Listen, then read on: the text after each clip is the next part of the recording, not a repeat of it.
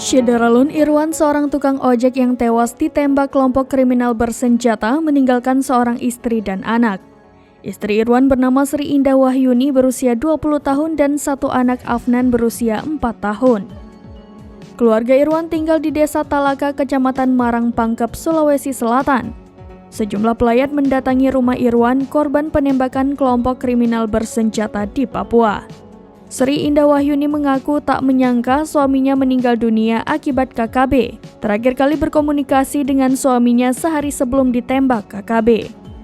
Tenda biru sudah dipasang tepat di depan rumah duka, namun jenazah Irwan masih belum sampai di tanah kelahirannya.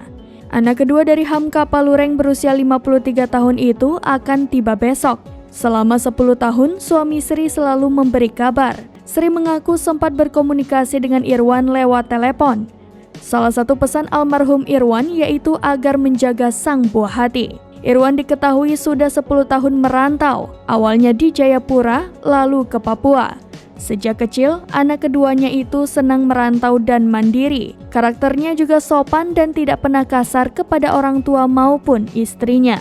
Kabid Humas Polda Papua, Kombes Ignatius Beni Adi Prabowo menyampaikan peristiwa naas ini bermula ketika korban mengantar pelaku. Irwan meninggal dunia setelah ditembak KKB di Jalan Kimak, Distrik Ilaga, Kabupaten Puncak, Papua Tengah pada Rabu 22 Maret 2023.